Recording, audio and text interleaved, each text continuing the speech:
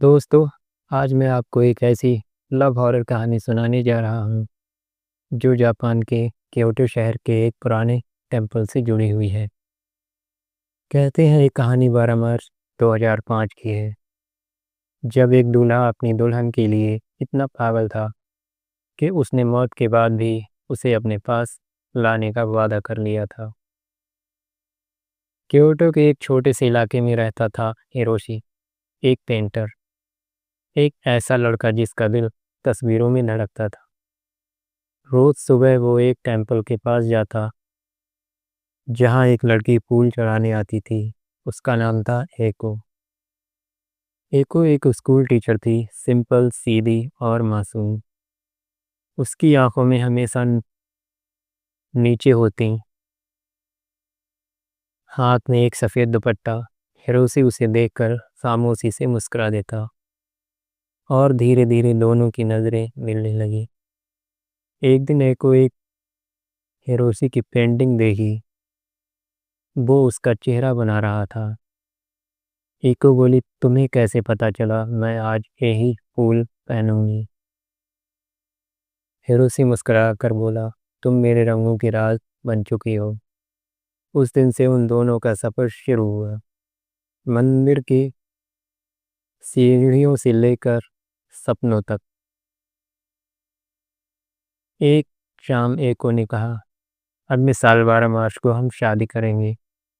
Hiroshi ने उसके हाथ पकड़कर वादा किया, चाहे दुनिया कुछ भी कहे, ले, मैं तुझे कभी अकेला नहीं छोड़ूंगा। क्योटो के आसमान से रात बहुत खूबसूरत था और दोनों ने उस आसमान के नीचे कस्में खाईं कि यही प्यार जिंदगी भर चलेगा।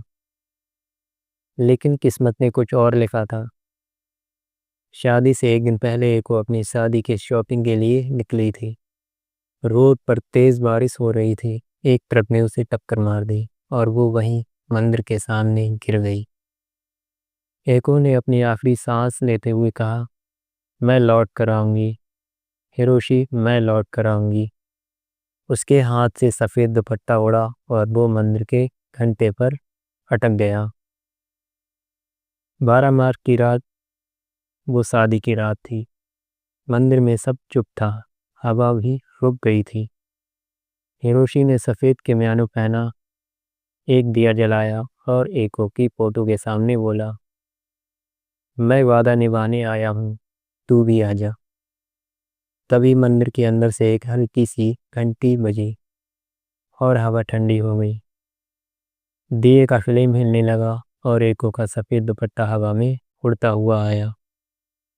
हिरोशी पलटकर देखता है, एक औरत सफ़ेद किमयानो में, पानी के ड्रॉप्स उसके कपड़ों से गिर रहे हैं और उसके पैर ज़मीन को छू नहीं रहे। एको के चेहरे पर लड़की में हल्की सी मुस्कान थी। एको के चेहरे पर हल्की सी मुस्कान थी। उसने कहा, तुमने कहा था ना मैं तुम्हारी पेंटिंग्स में जिंदा रहूंगी। और फिर एक पल में मंदिर के कैनवस पर एक नई पेंटिंग उभर आई, जिसमें हिरोशी और एको दोनों साथ मुस्कुरा रहे थे, लेकिन हिरोशी वहाँ नहीं था।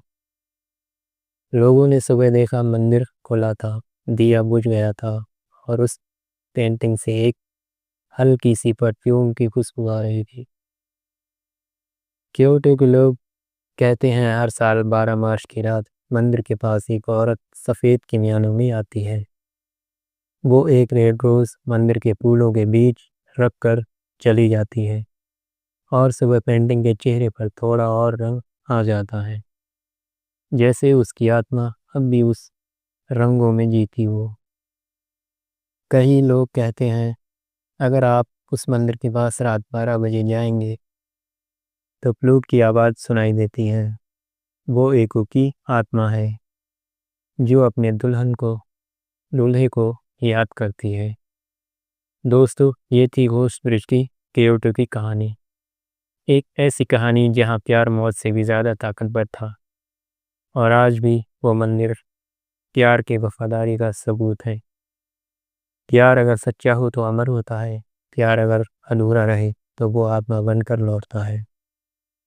वीडियो पसंद आए हो तो लाइक करें और भी लव हॉरर स्टोरीज़ के लिए लव हॉरर चैनल को सब्सक्राइब ज़रूर करें।